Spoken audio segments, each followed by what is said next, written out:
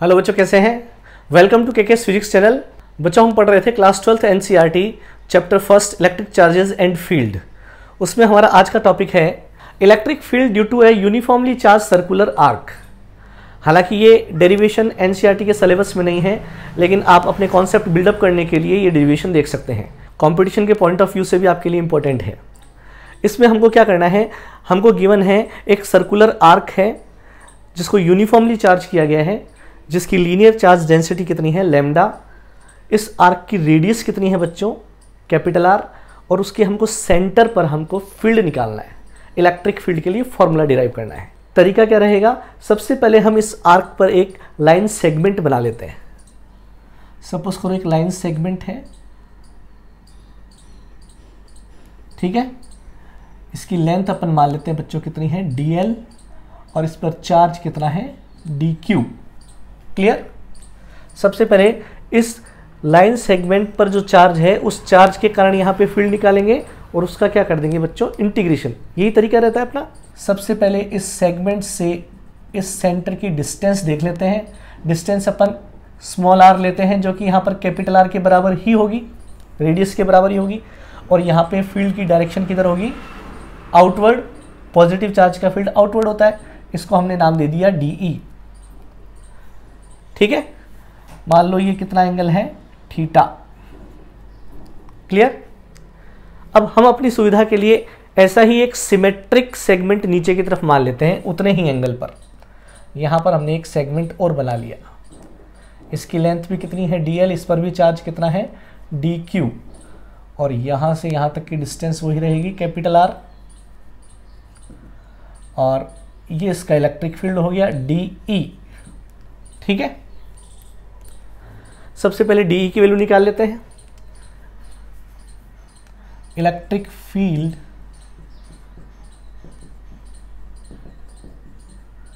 Due to DQ charge, कहां पे, at centre. इसको O नाम दे देते हैं अपन सेंटर को। तो फॉर्मूला क्या लगाएंगे, DE इज इक्वल टू, ये पॉइंट चार्ज मान सकते हैं अपन। पॉइंट चार्ज का फॉर्मूला क्या होता है, KQ/R²। तो ये हो जाएगा K DQ bye capital R²।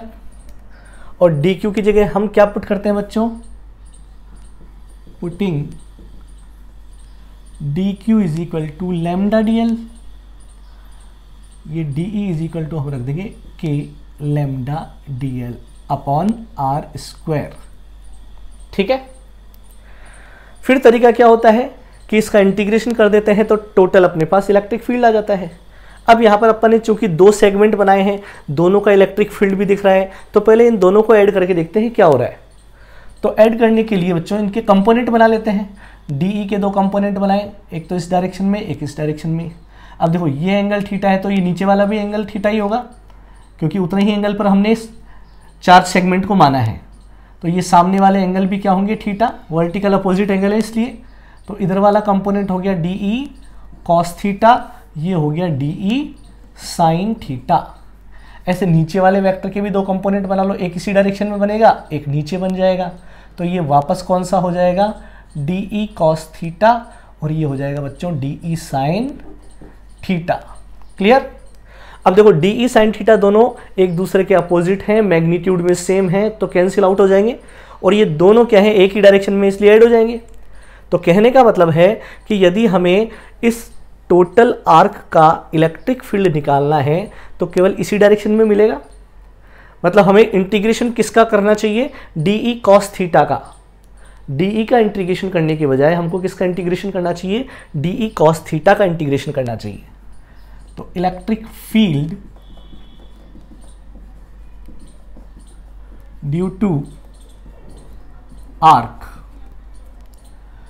Total electric field निकालने के लिए किसका इंटीग्रेशन करेंगे, DE cos थीटा का। ठीक है, अपन DE का इंटीग्रेशन करते हैं। DE में दोनों कंपोनेंट छुपे हुए थे, cos और sin, लेकिन sin वाले कट रहे हैं, तो केवल cos थीटा वाले कंपोनेंट्स का ही इंटीग्रेशन करना है। क्लियर?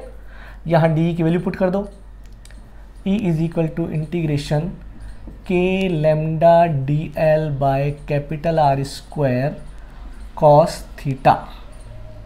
ठीक है, अब यहां पर क्या करना है बच्चों, जो कांस्टेंट उनको बाहर निकाल लेते हैं। E is equal to K lambda, और कैपिटल आर स्क्वायर भी कांस्टेंट है। कांस्टेंट का पता कैसे चलता है? डीएल को अलग अलग जगह मान कर देखो, जो बदल जाए वो कांस्टेंट नहीं है, वो वेरिएबल है, और जो नहीं बदले वो कांस्टेंट है। तो अगर मैं डीएल को दूसरी जगह मानूंगा तो डिस्टेंस तो उतनी रहेगी, एंगल बदल जाएगा। तो कॉस थीटा कांस्टेंट नहीं है, आर कांस्टेंट है। तो बाहर आ गया, अंदर कौन रह गया? DL cos theta. अब इंटीग्रेशन एल के रेस्पेक्ट में करना है, जबकि फंक्शन थीटा की फॉर्म में है, तो हम डीएल को भी किस में कन्वर्ट कर लेते हैं? थीटा में कन्वर्ट कर लेते हैं। वो कैसे करें वो देखो ध्यान से। यहां पर देखो, ये जो सेगमेंट है इसकी कुछ ना कुछ लेंथ तो है ही, डीएल, ठीक है। क्या ये डीएल सेगमेंट का एक छोटा सा आर्क भी सेंटर पे कोई एंगल बना रहा है? ध्यान से देखो, ये डीएल सेगमेंट का आर्क जो है वो भी सेंटर पे जाके एक छोटा सा एंगल बना रहा है। इस एंगल को क्या नाम दे सकते हैं अपन? D theta. क्लियर? तो यहां पर अपन डीएल को डी थीटा में कैसे कन्वर्ट करेंगे? हमने फॉर्मूला पढ़ा है, angle is equal to arc upon radius.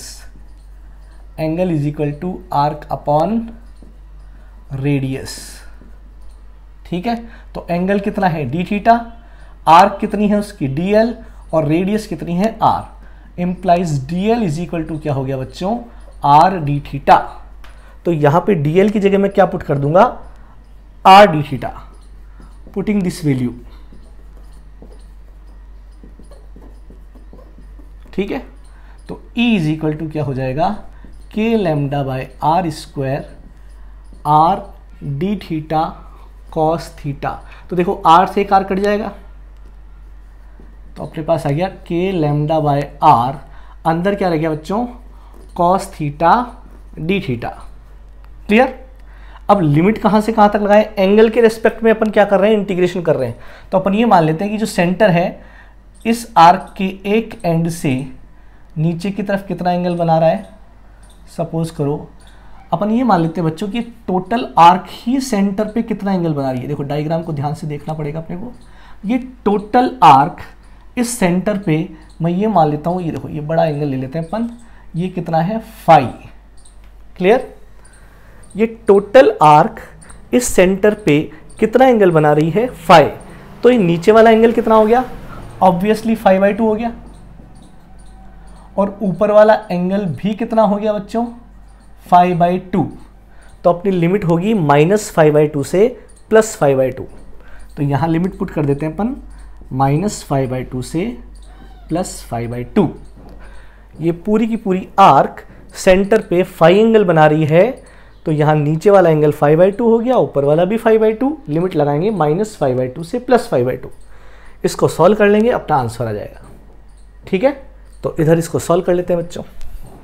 तो अपने पास आ गया E is equal to K lambda by R.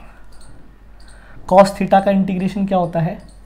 Sine theta, -5/2 से +5/2।